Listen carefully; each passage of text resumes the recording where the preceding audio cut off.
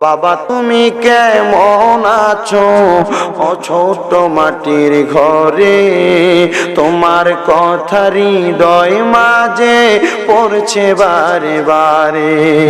বাবা গো বাবা, বাবা গো বাবা। আমার যুবক বারা রে, ও মুরব্বী বাবারা, তাহলে জাহিলিয়া যুগের আমি একটা অতল গহ্বরের ঘটনা আমি আপনাদের কাছে তুলে ধরব। একজন ব্যক্তির নাম হলো, তার নাম হযরতে রুফাইসা। রুফাইসা রাদিয়াল্লাহু তাআলা আনহু যখন দুনিয়ার জমিনের মধ্যে, এই দুনিয়ার জমিনে চলাফেরা করতেছিলেন, হযরত রুফাইসার বিবাহের বয়স হয়ে গেছে। হযরতে রুফাইসা রাদিয়াল্লাহু তাআলা আনহু বিবাহ করলেন। বিবাহ করার পরে তার আম্মা এবং আব্বা তারা সুন্দর একটা বিবাহ করাইলেন। করানোর পরে হযরতে রুফাইসা তার স্ত্রীকে সুন্দর সুন্দর নসিহত করতেছে বাসর ঘরের মধ্যে। ডাক দিয়ে কই, স্ত্রী, আমার আল্লাহ পাকের হুকুম তোমাকে মানতে হবে, আমি তোমার স্বামী, আমার আদেশ তুমি মানবা, আল্লাহর কোরআন অনুযায়ী চলাফেরা করবা, নবীর হাদিস অনুযায়ী তুমি চলাফেরা করবা। স্ত্রী একদিন, দুই দিন, তিন দিন সুন্দরভাবে চলাফেরা করতেছে, কিন্তু অল্প কিছুদিন পর যাওয়ার পরে ওই রুফাইসা নামক লোকটা তার স্ত্রীকে বলে, স্ত্রী তুমি একটা কথা শুনে রাখো, আমি মসজিদের মধ্যে সুন্দর বয়ান শুনেছি, কোরআন সুন্নাহর আলোচনার মধ্যে শুনেছি, দুনিয়ার জমিনের মধ্যে কারোর যদি একটা ছেলে সন্তান থাকে, ওই ছেলে সন্তান তার মা বাবা ইন্তেকাল করার পরে যদি জানাজার নামাজ পড়ায়, 4 তাকবীর দিয়ে নামাজ শেষ করার আগে আমার আল্লাহ নাকি তার মা বাবার জীবনের গুনাহ মাফ করে দেয়। হে রুফাইসা, আমার নবীর হাদিসের মধ্যে দেখলাম দুনিয়ার জমিনে কারোর যদি একটা কন্যা সন্তান থাকে, ওই কন্যা সন্তান থাকার কারণে আমার আল্লাহ তার একটা জান্নাতে জায়গা করে দেয়। 2টা কন্যা সন্তান থাকলে আমার আল্লাহ তার জান্নাতে 2টা ঘরের ব্যবস্থা করে দেয়। আর কারোর যদি 3টা কন্যা সন্তান থাকে, আমার আল্লাহর নবীর সাথে সে জান্নাতে একই জায়গার মধ্যে থাকবে। হে রুফাইসা, তোমার কি মনটা চায় না আমাদের একটা সন্তান হোক? রুফাইসা ডাক দিয়ে কয়, স্বামী গো, আপনি যেহেতু বলেছেন, আপনার কথা মোতাবেক অবশ্যই আমাদের একটা সন্তানের প্রয়োজন। এবার স্বামী স্ত্রী দুইজনের সুন্দর মিলবন্ধন তৈরি হয়ে গেল, দুইজনের বাসর রাত হয়ে গেল, দুইজনের সুন্দর মেলামেশা হইল। একদিন, 2 দিন, 3 দিন যাইতে যাইতে হযরতে রুফাইসা রাদিয়াল্লাহু তাআলা আনহুর ঘরের মধ্যে একটা কন্যা সন্তান, একটা না যমজ 2টা কন্যা সন্তান দুনিয়াতে আগমন করেছে। ও বন্ধুরে, হযরতে রুফাইসার আম্মা এবং আব্বা ডাক দিয়া কয়, রুফাইসা শোনো রে, শোনো শোনো, ও রুফাইসা তোমার কাছে আমি একটা আবদার জানাইয়া দেই। রুফাইসা তুমি মনে রাখো, দুনিয়ার জমিনের মধ্যে চলাফেরা করা অবস্থায় আমি তোমার মা। রুফাইসা তুমি আমারে মানো কিনা? হ্যাঁ গো আম্মা, আমি আপনাকে মানি। রুফাইসার আব্বা ডাক দিয়া কয়, রুফাইসা তুমি আমি বাবাকে মানো কিনা? হ্যাঁ বাবা, আপনাকে আমি মানি। ডাক দিয়া কয়, আব্বা জান, তোমরা যেহেতু আমাদেরকে মানো, তোমার 2টা কন্যা সন্তান, তোমরা 2টা কন্যা সন্তানকে ইসলামী জ্ঞানে জ্ঞানান্বিত করবা, ইসলাম সম্পর্কে জানাইবা, কোরআন সম্পর্কে জানাইবা, হাদিস সম্পর্কে জানাইবা। রুফাইসা ডাক দিয়া কয়, আব্বা আপনি বলেছেন শুধু আপনার কথা নয়, আল্লাহর নবী বলেছে দুনিয়াতে কোনো মা বাবা যদি তার সন্তানকে আল্লাহর কোরআন এবং নবীর হাদিস সম্পর্কে শিখায়, ওই মা বাবা সন্তানের কারণে আল্লাহর জান্নাতের মধ্যে জায়গা পাবে। জবান খুলে জোরে জোরে বলেন সুবহানাল্লাহ। আপনি যদি আপনার সন্তানকে কোরআন হাদিস শিখান, সন্তানের কারণে আপনি কোথায় জায়গা পাবেন? একজনই কইল খালি। আবার আল্লাহর নবী কয়, ওই সন্তানকে কোরআন হাদিস না শিখাইলে তার মা বাবা সন্তানের কারণে জাহান্নামে যাইব। আপনারা চিন্তা করেন, আপনার সন্তানের প্রাপ্ত বয়স হওয়ার আগে আপনি ফোলারে দিয়ালাম কামে। সন্তানের প্রাপ্ত বয়স হওয়ার আগে আমি দেখছি সরাইল বাজার অনেক ফিচ্ছি ফিচ্ছে ফোলাফাইন মিশুক চালায়, আছে না নাই? আবার নাসিরনগরের কত পোলাপান দেখছি কুমিল্লাতে শরবত বেছে ছোট ছোট পোলাপান।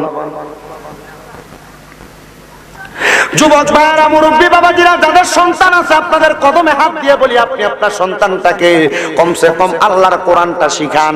আল্লাহর নবীদের হাদিস শরীফের মধ্যে আমার নবী বলে, হাদিসে কুদসির মাধ্যমে, হাদিসে জিবরাইলের মাধ্যমে আমার আল্লাহ আমি নবীকে জানাইয়া দিয়েছেন, দুনিয়ার জমিন থেকে কোনো মানুষ ইন্তেকাল করার পরে প্রত্যেকটা সন্তানকে বলা হবে ফুলতরাতের পারে যাইয়া, এই সন্তান আল্লাহর কোরআন তেলাওয়াত করো, আল্লাহর কোরআন তেলাওয়াত করো। কোন সন্তান যদি আল্লাহর কোরআন তেলাওয়াত না করতে পারে, এবার ওই সন্তানকে জাহান্নামে দেওয়া হবে না। বলবে এই সন্তানের আব্বা কেডা, তারে ডাক দাও। এই সন্তানের আম্মা কেডা, তারে ডাক দাও।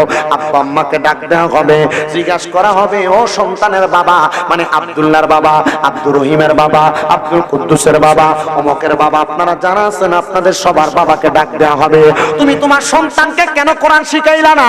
আপনি ডাক দিয়ে বলবেন ব্যবসা বাণিজ্য করতে যা পড়ারে কোরআন পড়াইতে পারি নাই, কিন্তু জেনারেল শিক্ষায় শিক্ষিত বানাইছে, ইংলিশ মিডিয়াম স্কুলে পড়াইছে, কিন্ডার গার্ডেনে পড়াইছে, প্রাইমারি স্কুলে পড়াইছে, স্কুলে পড়াইছে, কলেজে পড়াইছে, ভার্সিটিতে পড়াইছে, ইউনিভার্সিটিতে পড়াইছে, আবার আল আজহার ইউনিভার্সিটিতে পাঠাইছে, ইংলিশ পড়ার জন্য মনচেস্টারে পাঠাইছে, লন্ডনে পাঠাইছে, অস্ট্রেলিয়াতে পাঠাইছে। পড়ালেখা করার জন্য এত লাখ লাখ টাকা খরচ করলে রে মুসলমান, কিন্তু তোমার সন্তান কোরআন পড়তে পারে না। জিজ্ঞাসা করা হবে এত টাকা খরচ করে দেশের বাহিরে যায় পড়ালেখা করাইলা, কিন্তু তুমি তোমার পোলাটারে কোরআন পড়াইছো নি, তোমার মাইয়াটারে কোরআন পড়াইছো নি? বলে না। এবার সন্তান কোরআন যেহেতু পড়তে পারো না, ফুলসেরাতের রাস্তা তুমি পার হইতে পারবা না। বলে একটা মাধ্যমে পার হইতে পারবা, যেহেতু তোমার বাবার দায়িত্ব ছিল তোমাকে কোরআন শিক্ষা দেওয়া, তোমার আব্বা জান তোমারে কোরআন শিক্ষা দেয় নাই। এই সন্তানের বাবা এই ফুলসেরাতের মাঝখানে তুমি শুয়ে যাও, আব্বা জানের পা গুলা থাকবে ফুলসেরাতের এক পারে, আব্বা জানের হাত গুলা থাকবে ফুলসেরাতের আরেক পারে। সন্তানকে বলা হবে আব্বার বুকের মধ্যে পাড়া দিয়া ফুলসেরাতটা পার হ। আপনি চিন্তা করেন, যেই ছেলে আপনার চোখের দিকে তাকিয়ে কথা বলে না, যেই ছেলে আপনার সাথে উঁচা গলায় কথা বলে না, যেই ছেলে একবার পাও লাগলে 10 বার সালাম করে, ওই সন্তান আপনার বুকের মধ্যে পাড়া দিয়া ফুলসেরাত পার হইব। তাহলে আপনারা চিন্তা করে দেখেন আপনাকে আমাকে কত কঠিন শাস্তি দেওয়া হবে। এই কথা শোনার পরে সবাই অবাক হয়ে গেছেন। যারা যুবক আছেন আপনারা চিন্তা করেন, আপনার মা বাবা আপনাকে কোরআন পড়ায় নাই, এই জন্য মা বাবার উপরে দোষটা চাপে আপনি জান্নাতে চলে যাইবেন। আল্লাহর নবী কয় সন্তান প্রাপ্তবয়স্ক হওয়ার পরে যদি নিজ দায়িত্বে কোরআন না শিখে, তাহলে ওই সন্তান আপনার বুকটার মধ্যে পাড়া দেওয়ার সাথে সাথে ওই সন্তানটা জাহান্নামের মধ্যে, তার আব্বা এবং ওই সন্তান একসাথে জাহান্নামে পড়বে। তাহলে একটা বার চিন্তা করে দেখেন, সন্তানের কারণে যদি আপনি বাবা জাহান্নামে যান, আপনি বাবার কারণে যদি সন্তান জাহান্নামে যায়, কেউ জান্নাত পাওয়ার আশা করতে পারেন না। আল্লাহর নবী কয় ফি নারি জাহান্নামা খালিদিনা ফিহা আবাদা। আপনি যদি দুনিয়ার জমিনের মধ্যে এমন কর্ম করেন, আপনার ঠিকানা হবে জাহান্নামের অতল গহ্বর। একদিন, 2 দিন না, 3 দিন না, 4 দিন না, আপনি সারা জীবন জাহান্নামে থাকবেন। হযরতে হুমায়সা নামক ব্যক্তিটা ডাক দিয়া আমার মা বলল, আমার আব্বা বলল, আমার সন্তানকে আল্লাহর কোরআন শিখাইতে, ইসলামী শিক্ষায় শিক্ষিত বানানোর জন্য। এবার আমি আমার সন্তানকে যখন ইসলামী শিক্ষায় শিক্ষিত বানাইতে লাগলাম, আমার স্ত্রীটা একটু ছিল ঘাটটা বাঁকা, আমার স্ত্রীটা ছিল আধুনিক মডেলের চলনেওয়ালা। আমার স্ত্রী বলতেছে আমার সন্তানদেরকে আমার স্ত্রী ইসলামী শিক্ষায় শিক্ষিত বানাবে না, আমার স্ত্রী আমার সন্তানদেরকে আধুনিক শিক্ষায় শিক্ষিত বানাইব। ও স্ত্রী গো, তোমার কদমে হাত দিয়া বলি, ওই স্ত্রী সন্তানদেরকে কোরআন হাদিস শিখাও যদি তুমি মরার পরে জান্নাতে যাইতে চাও। স্ত্রী কয় আমি জান্নাতে যাইবো এটা দূরের কথা, আমি দুনিয়াতে আরাম আয়েশ মস্তি কইরা মরতে চাই। স্বামী ডাক দিয়া কয় কবরকে ভয় করো, হাসরকে ভয় করো, মিজান ফুলসেরাতকে ভয় করো, তাইলে জান্নাতে যাইতে পারবা, অন্যথা তুমি জান্নাতে যাইতে পারবা না। স্ত্রী কয় না পারবো না। স্বামী যখন দেখলেন স্ত্রীতে 1 বার 2 বার 3 বার শরীয়ত লঙ্ঘন করে, স্বামী বড় অবাক হইয়া একজন আলেমের কাছে গেলেন। ডাক দিয়া কই হুজুর, আমার স্ত্রী তো আমার কথা শোনে না, আমার স্ত্রী শুধু কথা শোনে না, না যদি কথা না শুনতো 1 বার 2 বার বোঝাইলে স্ত্রী আমার কথা মোতাবেক চলাফেরা করত, কিন্তু আমার স্ত্রী শরীয়ত লঙ্ঘন করে। শরীয়ত লঙ্ঘন করলে স্ত্রীকে তালাক দেওয়া জায়েজ আছে? কি আছে? বউ কথা শুনতো না,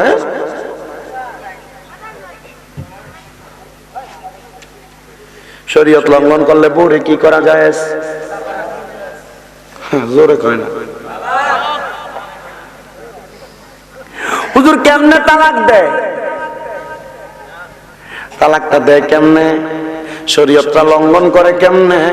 আমার আব্বাজিরা, আমার বন্ধুরা, যুবক ভাইয়েরা, পর্দার আড়ালের মা বোনেরা, আপনি যদি বেপর্দা চলেন, আপনার জামাই যদি আপনার প্রত্যেকদিন পর্দার কথা কয়, আপনি যদি পর্দা না করেন, স্বামীর অধিকার আছে বউরে তালাক দেওয়া। এই তালাকে কোনো মোহরানাও দেওয়া লাগে না হুজুর। শরহে বেকায়ার মধ্যে কিতাবুন নিকার কিতাবুত তালাক অধ্যায়ের মধ্যে এত সুন্দর কথা, যদি বউ শরীয়তের আইন লঙ্ঘন করে বউরে তালাক দিলে কিন্তু তালাকের মোহরানা দেওয়া লাগে না। কি মনে করছেন আপনি? বলছেন ইসলাম সোজা সোজা, আবার কঠিন যে জায়গায় ইন্না বাত সারাব বিকাল আসাদিদের মতো শক্ত করে ধরবো, সুডনের মতো কোনো রাস্তা নাই। বিডিতের ঘাড় মেয়া। তবে ইসলাম এবং দুনিয়ার বাংলাদেশের গণপ্রজাতন্ত্রী সরকার মহিলাদেরকে একটু পাওয়ার বেশি দিয়ে দিছে, দেওয়ার কারণে মহিলারা কিন্তু এখন বর্তমানে বেশি বাড়তেছে। না না রে না, ও যুবক ভাইরা শোনো, এবার ওই আল্লাহর বান্দা হযরতে হুমায়সা আলেমের কাছে গেলেন, হুজুর আপনার কাছে আমি জানতে চাই, আমার বউ তো শরীয়ত লঙ্ঘন করে, আমি আমার বউটারে রাখতে চাই না, তবে আমি আমার সন্তানটাকে আলেমে দিন বানাইতে চাই। দুইটা ছোট্ট ছোট্ট বাচ্চা, এদেরকে আলেমা বানাইবো। এবার স্বামী স্ত্রী দুইজনের ছাড়াছাড়ি হয়ে যাচ্ছে, দুইজনের তালাক হয়ে গেছে। দুইটা বাচ্চাকে একজনকে একজনের মা নিয়ে গেছে, আরেকজনের বাবা নিয়ে গেছে। দুইজন যখন নিয়ে গেছে রে বাবারা, ওই দুইজনের মধ্য থেকে একজন মাইয়া আধুনিক শিক্ষায় শিক্ষিত, আরেকজন মাইয়া কোরআন সুন্নাহ মোতাবেক শিক্ষিত। এবার যখন মাও মারা গেলেন, আব্বাও মারা গেলেন, দুইজন বোন তো আর মা বাবা এখন হারা হয়ে গেছে, দুইজন আর আলাদা থাকতে পারে না, দুইটা বোন একসাথে হয়ে গেছে। এবার লক্ষ্য করে দেখলেন একজন বোন কোরআন সুন্নাহ মোতাবেক শিক্ষা গ্রহণ করছে, ওই বোনটা সারা রাত্র ইবাদত করে। একদিন রাত্রবেলা ওই বোন ইবাদত করে ঘুমাইতে গেলেন, আর যিনি আধুনিক শিক্ষায় শিক্ষিত উনিও ঘুমাইতে গেলেন। একই রাত্রবেলা দুইজন ভাই বোন স্বপ্নের মধ্যে দেখলেন, যিনি আধুনিক শিক্ষায় শিক্ষিত উনি দেখলেন ওনার আম্মা জান জাহান্নামের মধ্যে অতল গহ্বরের মধ্যে কান্না করতেছে, হায় হায় ওগো মা, আমি জাহান্নামের মধ্যে, আমার জন্য সামান্য দোয়া করো। দোয়া করলেনি আল্লাহ আমার জাহান্নামের আগুন মাফ করে দেয়, কবরের আযাব মাফ করে দেয়। ওই মাইয়া হঠাৎ করে ঘুম থেকে লাফ দিয়ে উঠলেন, আরেকটা মাইয়া স্বপ্নের মধ্যে দেখতাছে ওই মাইয়াটার আব্বা জান জান্নাতের সুশীতল ছায়াতলের মধ্যে ঘোরাফেরা করতেছে। তার ডাইনে 70 জন ফেরেশতা, বামে 70 জন ফেরেশতা, সামনে 70 জন ফেরেশতা, পেছনে 70 জন ফেরেশতা, 428 280 জন ফেরেশতা লইয়া তার আব্বা জান জান্নাতের মধ্যে ঘুরতাছে। জিজ্ঞাসা করে মা গো মা, ও আম্মা জান আমি কেন জান্নাতি? বলে কেন? আম্মা জান আপনারা আমি দুনিয়ার জমিনে একজন কোরআন সুন্নাহ প্রেমিক বানাইছি, আপনি মাইয়া যখন আমার জন্য দোয়া করেন রব্বির হামহুমা কামা রব্বায়ানি সগীরা ওয়া রব্বির হামহুমা কামা রব্বায়ানি সগীরা। দুনিয়ার জমিনে কোন মা মারা যাওয়ার পরে, কোন আব্বা মারা যাওয়ার পরে, কোন সন্তান যখন হাতটা বাড়িয়ে দোয়াটা করে, আল্লাহর নবী ডাক দিয়া কয় চোখের মণিকোটার মধ্যে একটা মাছির মাথা পরিমাণ পানি ছাইরা দিয়া কান্না করলে ওই পানিটা মাটিতে পড়ার আগে আমার আল্লাহ পাক রব্বুল আলামিন তার মা বাবার জীবনের গুনাহ মাফ করে দেয়। আমার দাওরা গাজীপুরের বাবারা ও পর্দার অন্তরালের মা, যে মাইয়াটার কোরআন হাদিস শিখাইছে ওই মাইয়ার আব্বা জান্নাতি, যে মাইয়াটার আধুনিক শিক্ষা দিছে ওই মাইয়ার মা জাহান্নামী। এবার ওই দুইটা মাইয়া একসাথে রাত্রবেলা কান্না করে, আরেকজন হাসে। জিজ্ঞাসা করে বোন তুমি কান্দো কেন? ডাক দিয়ে কই আমার মারে আমি দেখছি জাহান্নামী। কই মা জাহান্নামী? তোমার যেই মা এই মা তো আমার আব্বা জান্নাতি, তোমার মা জাহান্নামী, কারণ তোমার মা পর্দার সাথে চলে নাই, আধুনিক ভাবে চলাফেরা করেছে। আসো না তুমি তোমার মায়ের জন্য দোয়া করবা, তুমিও একটু ভালো হইয়া যাইবা, তোমার মায়ের মতো জাহান্নামে যাইতে না চাইলে। এবার মাইয়াটারে ওযু করাইলেন, আমি ওযু করতে পারি না, বলে বিসমিল্লাহ বলো। আরে ভালোভাবে তোমার হাতের কবজিটা ধৌত করো, ভালোভাবে কুলি করো, নাকের মধ্যে পানি দাও, মুখমণ্ডল ধৌত করো, দুই হাতের কনুষ ধৌত করো, মাথা মাসে করো, দুই পায়ের টাকনুষ তুমি ভালো করে ধোও। তোমায় মাথার মধ্যে হিজাব পড়ায়া নামাজের মুসল্লার মধ্যে বসাইলেন, নামাজের মুসল্লার মধ্যে বৈশা 2 রাকাত নামাজ আদায় করলেন। নামাজ আদায় কইরা আল্লাহর কাছে কান্না করে রব্বির হামহুমা কামা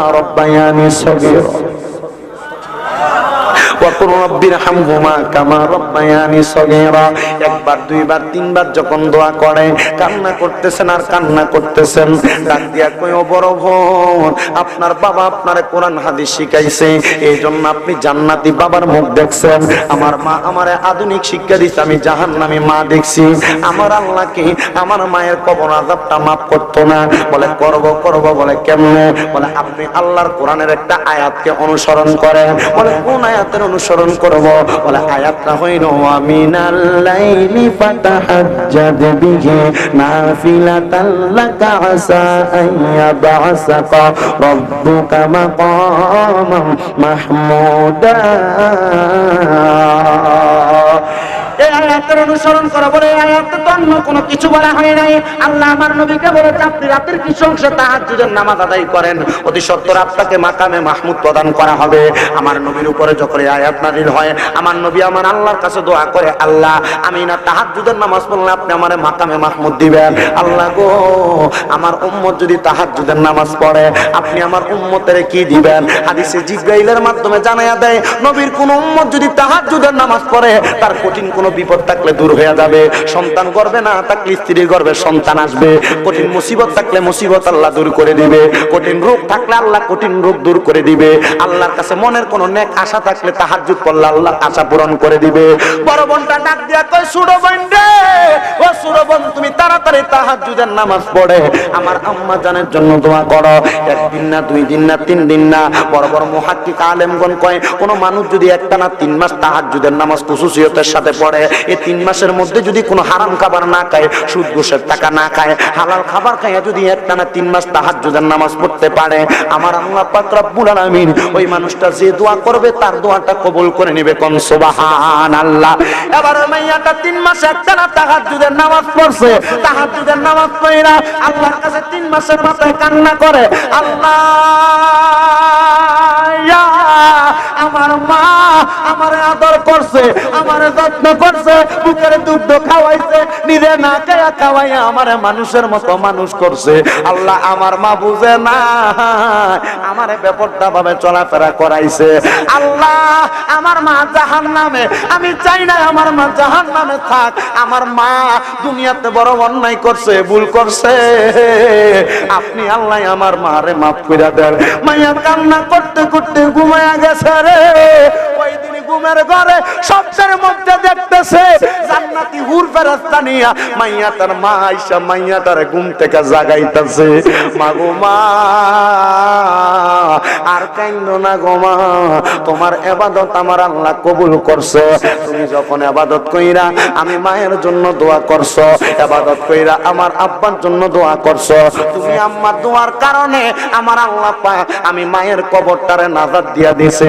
আমি জানতে চাই বাবারা, সন্তান যদি দুনিয়া থেকে দোয়া করার কারণে আমার আল্লাহ পাক রব্বুল আলামিন তার মা বাবার কবরের আযাব মাফ করে দেয়, আমি জানতে চাই আপনারা আপনাদের মা বাবার জন্য দোয়া করলে আমার আল্লাহ পাক আপনাদের মা বাবার কবরের আযাব মাফ করতে পারে।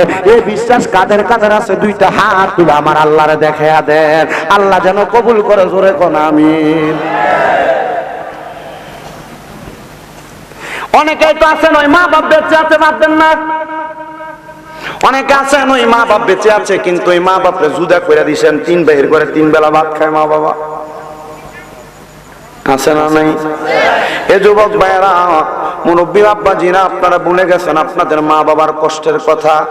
ঘরের মধ্যে 3 টুকরা মাছ রান্না করলে 1 টুকরা আপনারে খাওয়াইতো, 1 টুকরা আপনার আব্বারে খাওয়াইতো। আর মা জননী মার মাছের টুকরাটা রাইখা দিত, আমার জাদুমণি সকালবেলা মজা করে ভাত খাইব। কিন্তু মা জনগুলা দিয়া ভাত খাইয়া পালাইতো। আজকে আপনার মা জননী অন্ধকার কবরে। যুবক ভাইরা রে, ও মুরব্বী বাবাজিরা, ওই আম্মা আব্বার মনে কষ্ট দিয়ে আজকের মাহফিলে তোমরা বসছো। আল্লাহর দোহাই তোমার মতো সুতার আমার দরকার নাই, উঠে চলে যাও। বলে কেন হুজুর এমন কথা বললেন? মার মনে কষ্ট দিয়া, আম্মা আব্বারে বাতনা দিয়া শামীম রাজার ওয়াজ শুনবা, আরো বড় মুফতি মাওলানার ওয়াজ শুনবা। আল্লাহর কসম এই ওয়াজ দিয়া কোনো লাভ হবে না। 5 ওয়াক্ত নামাজ পড়বা, কোনো লাভ হবে না। আল্লাহর হাবিব সাল্লাল্লাহু আলাইহি ওয়াসাল্লাম নবী আমার ডাক দিয়া কয়, রিদার রব্বি ফি রিদাল ওয়ালিদি, আম্মা আব্বার সন্তুষ্টিতে আমার আল্লাহ সন্তুষ্টি হয়ে যায়। সন্তানের দল যদি কেউ মা বাবার মনে এমন কষ্ট দিয়া থাকো, অনেকে আছো বউয়ের সাথে ঝগড়া করে মা বাপরে জুদা করে দিছ, অনেকে আছো ভাই ভাই ঝগড়া করে মা বাপরে আলাদা করে দিছ। না রে সন্তান, আজকে এখান থেকে ওয়াদা করে এখান থেকে বাড়িতে যাইবা, আম্মা আব্বার কদম গুলা ধরবা, ধরে ডাক দিয়ে কইবা, মা ও আব্বা জান, আল্লাহর রাস্তায় আমারে মাফ করে দেন। যতক্ষণ পর্যন্ত আপনার মা আপনার বাবা মুখ দিয়া বলছে হ্যাঁ মাফ করে দিছি, ততক্ষণ পর্যন্ত মা বাবার পাও ছাড়বেন না। অনেকে চিন্তা করে হুজুর আমি কেমনে মা বাবার পায়ের মধ্যে ধরবো, আমার পারবো না, শরম লাগে। নারে সন্তানের দল না, আম্মা আব্বার পায়ে দলের সন্তান ছোট হয়ে যায় না। যাদের মা বাবা আছে এখান থেকে বাড়িতে যে আম্মা আব্বার কাছে মাপ চাইবা, আম্মা আব্বার কাছে মাপ চাইলে আল্লাহ তোমার নিয়ামত বাড়াইয়া দিবে, কামাই রুজিতে বরকত দিবে। কিন্তু অনেকে আছে হুজুর মাপ চাইবো দূরের কথা, দুই ঈদ আম্মা আব্বার পায়ে ধরে আমি সালামই করি না। আল্লাহর নবী কয় সালাম তো করবা করবা করবা, সালামের চাইতে আরো বড়টা তোমরা করবা। মাঝে মাঝে সুযোগ পাই না আম্মা আব্বার কদমে চুম্বন দিবা। ইয়া রাসূলুল্লাহ ইয়া হাবিবাল্লাহ, আম্মা আব্বার কদমে চুম্বন করলে কি লাভটা হইব আপনি নবী বলেন না? আমার দয়াল নবী রাহমাতুল লিল আলামিন নবী কয় আম্মা আব্বার কদমে চুম্বন করলা তো আল্লাহর জান্নাতের চৌকাঠে চুম্বন করলা। ইয়া রাসূলুল্লাহ বুঝলাম না। আমার নবীর যখন নবুয়ত প্রকাশ হইল, প্রকাশ হওয়ার পরে আল্লাহর হাবিব 13 বছর ছিলেন মক্কাতে, 10 বছর ছিলেন মদিনাতে। আমার নবী মক্কা থেকে যখন মদিনাতে আসলেন, সব সাহাবায়ে কেরামরে ডাক দিয়া কই ইয়া রাসূলুল্লাহ ইয়া হাবিবাল্লাহ, ওগো মায়ার নবী আপনি যে মক্কা থেকে মদিনাতে আসছেন, আপনার কাছে আমরা তো অনেক কিছু চাহিদা রাখি, নবী গো আপনি কি আমরা চাহিদাটি পূরণ করবেন নি? আমার নবী কই অবশ্যই পূরণ করব, তোমরা কি চাও? ইয়া রাসূলুল্লাহ ইয়া হাবিবাল্লাহ, আপনি হাদিস শরীফের মাধ্যমে আমাদেরকে জানাইছেন ওয়ানা আউয়ালু মান ইয়াকরাউ বাবাল জান্নাহ, আপনি নবী সর্বপ্রথম জান্নাতের দরজা খুলবেন। নবী গো আপনি নবী যেহেতু সর্বপ্রথম জান্নাতের দরজা খুলবেন, আপনি নবীর লগে আমরা জান্নাতে নেবেন নি? আমার নবী কয়ে কবুল করলাম, তোমাদেরকে আমার সাথে জান্নাতে নিব। সব সাহাবীরা যখন জান্নাতের টিকিট পেয়ে গেলেন, একজন সাহাবী মুস্কান থেকে হাত কাটিলা কই ইয়া রাসূলুল্লাহ আমি শুধু জান্নাতে যাইতাম চাই না, আমার মনের মধ্যে আরেকটা আশা আছে। বলে কি আশা আছে? নবী গো নবী গো নবী গো, আমাদের আদি পিতা হযরত ইব্রাহিম খলিলুল্লাহ যে কাবা ঘরটা বানাইছে, আপনি নবী যে কাবার চত্বরের পাশে জন্মগ্রহণ করেছেন, ইয়া রাসূলুল্লাহ আমার বড় শখ আমি মক্কা শরীফে যাইতাম। আমার নবী কয় সাহাবী মক্কা শরীফে যাইবা তো ভালো কথা, যাও না? সাহাবী ডাক দিয়া কই ইয়া রাসূলুল্লাহ আপনি যখন মক্কায় যাবেন আপনার সাথে আমার মক্কায় নিয়ে যাইবেন। এই সাহাবী যখন এই কথা বলল, আমার নবী কয় কবুল করলাম। এবার সাহাবী এই কথা বলে বাড়িতে চলে গেলেন। একদিন হয়ে যায় সাহাবী মদিনাতে আসে না, 2 দিন হয়ে যায় সাহাবী মদিনাতে আসে না, 3 দিন হয়ে যায় সাহাবী মদিনাতে আসে না। আমার নবী ডাক দিয়া কয় সাহাবীরা খবর নাও, আমার ওই পাগলা সাহাবীটা কেন মদিনাতে আসে না? সাহাবায়ে কেরাম খবর নিয়ে দেখলেন ওই সাহাবীর ঘরের মধ্যে আম্মা জান বড় অসুস্থ। এবার ওই সাহাবীটা বাড়ির মধ্যে চলে গেলেন। আমার নবীজি রওনা করলেন মক্কার উদ্দেশ্যে। একবার, দুইবার, তিনবার করে করে যখন কদম দেয়, আরেকজন সাহাবী ওই পাগলা সাহাবীর কাছে যে খবর দেয়, এরে নবীর সাহাবী তুমি কি খবর পাও নাই নবী তোমারে ফালায়া মক্কায় চলে যায়? বলে কেন এমন কথা বললা? ওই সাহাবী দৌড়াইয়া আল্লাহর হাবিবের সামনে যে দাঁড়ায়া ডাক দিয়া কই ফিদাকা আবি ওয়া উম্মি ইয়া রাসূলুল্লাহ, আমার মা বাবা আপনার কদমে কুরবান হোক ইয়া রাসূলুল্লাহ। নবী গো আমি কি আপনার সঙ্গে কোনো অন্যায় করেছি যে আপনি আমারে সারা মক্কায় চলে যান?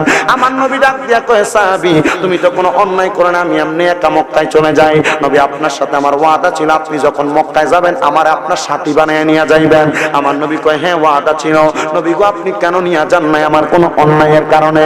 আমার নবী কয় সাহাবী না আমি খবর পাইছি রে বাড়ির মধ্যে তোমার আম্মা জান অসুস্থ, আমি এই জন্য তোমারে মক্কায় নিয়ে যাইতেছি না, কারণ তোমার মক্কা যাওয়ার চাইতে তোমার আম্মার খেদমত করা জরুরি মনে করি। ইয়া রাসূলুল্লাহ ওই মক্কার চাইতে কি আমার মার বড় দাম নাকি? আমার নবী কয় কলা নাম অবশ্যই তোমার মায়ের দাম বেশি।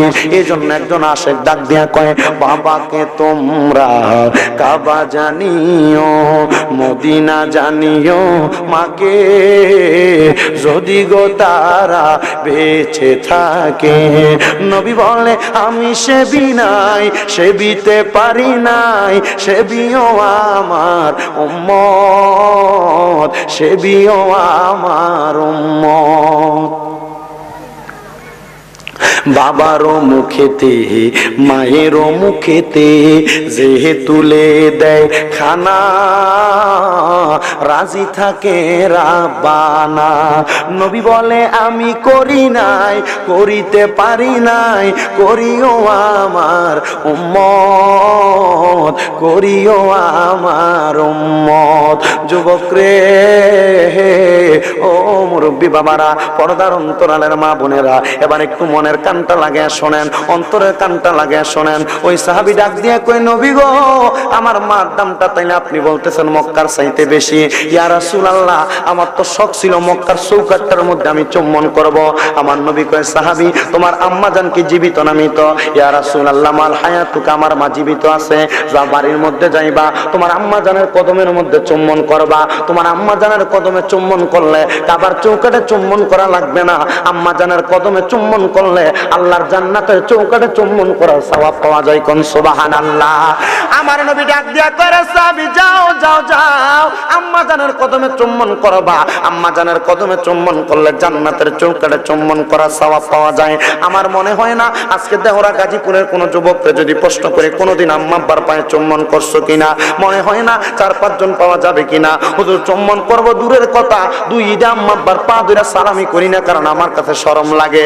আমি শামীম দাদা এলেমের জোরে বক্তা নাই, আমি মূর্খ মানুষ, আমার কোনো এলেম কালাম নাই, কোরআন হাদিসের জ্ঞান নাই। আল্লাহর কসম আমি আমার মা বাবার পায়ের মধ্যে চুম্বন করেছি, আর চুম্বন করার কারণে আমি বক্তা হইছি।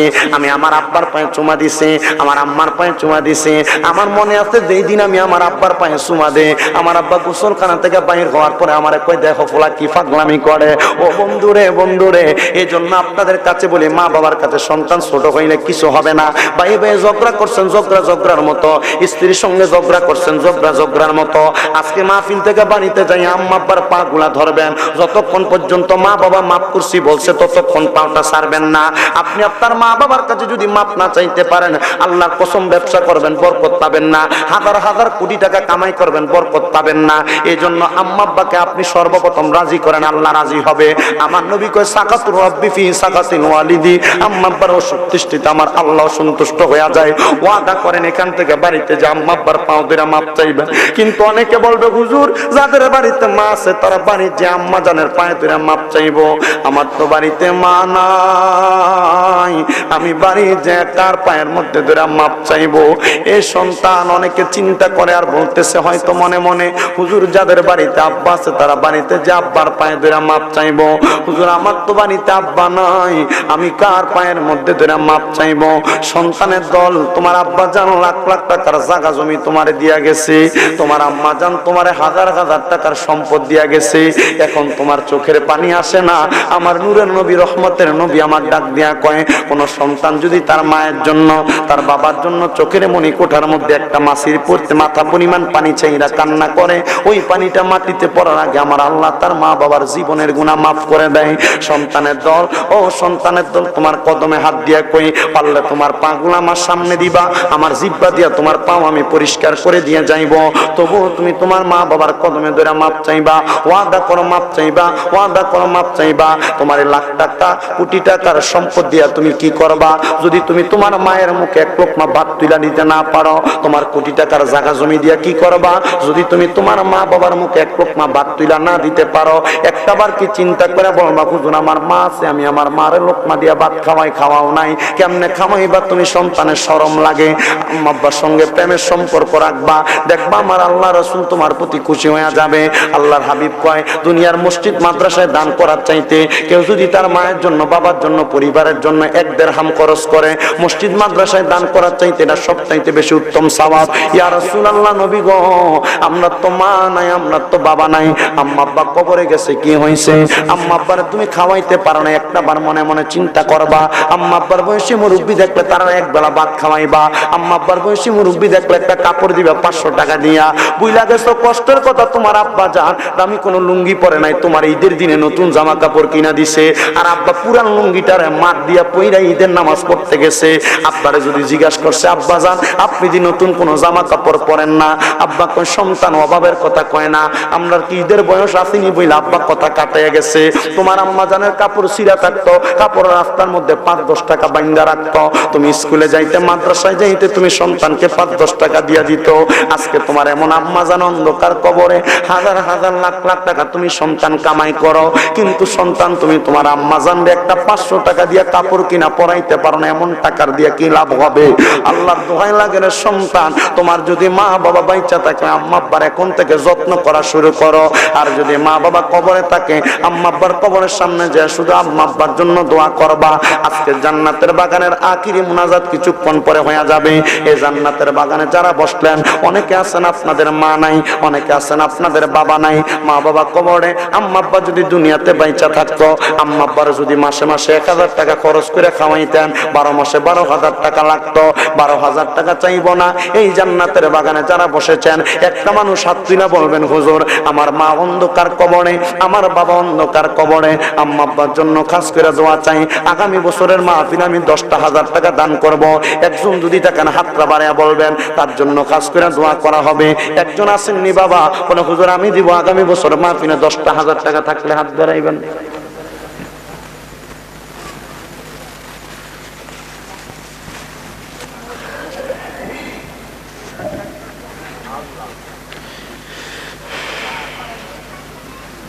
একজন হাতটা বানায় বলবেন, বলে হুজুর আমি দিব 10,000 টাকা। বেশি হয়ে যায় 10,000, বেশি হয়ে যায়। আচ্ছা বাবা, আহলে বায়াত পাক পাঞ্জাতনের মোহাব্বতে একজন মানুষ হাতটা বানায় বলবেন, হুজুর আমার মার জন্য, আমার বাবার জন্য আমি 5,000 টাকা দান করব। মা বাবা যদি বাচ্চা থাকতো, আম্মা আব্বার জন্য আপনি মাসে মাসে 1000 করে খরচ করলে 12 মাসে 12,000 টাকা লাগতো। আম্মা আব্বার ওষুধ বড়ির খরচ মনে কইরা, খাবারের কথা স্মরণ কইরা। ভাইজান আপনার নাম কি? নাজমুল খান ভাই, আল্লাহ কবুল করো, মঞ্জুর করো। নাজমুল ভাই আব্বা আম্মা আসেনি? আজমল খা, আজমল খা, আব্বা আম্মা আসেনি? মা আছে, আব্বা নাই। আল্লাহ কবুল করো, মঞ্জুর করো। আমার ভাই আজমল খা, উনি দান করে দিলেন আব্বা আম্মার কথা স্মরণ করে 5,000 টাকা। আব্বা অন্ধকার কবরে, মা বেঁচে আছে। আল্লাহ তুমি করো, আমি করতাম দাও। আমার কি তুমি কইছো কালেকশনের কথা? আমি খাতা দিকে কালেকশন শুরু করছি। আল্লাহ আমার ভাই আজমল খা ভাই, ওনার আব্বা দুনিয়ার জমিনে নাই, আব্বার জন্য দোয়া চাইয়া আজমল খা ভাই দান করে দিলেন 5,000 টাকা। আল্লাহ কবুল মঞ্জুর করো। ওনার আব্বার কবরটাকে নাজাতের ফয়সালা করো। আল্লাহ ওনার আম্মা জানের হায়াতে বরকত দান করো। আমার ভাইয়ের ব্যবসা বাণিজ্য কাজে কর্মে বরকত দাও। আজমল খা ভাইয়ের আব্বার কবরটাকে নাজাতের ফয়সালা করো।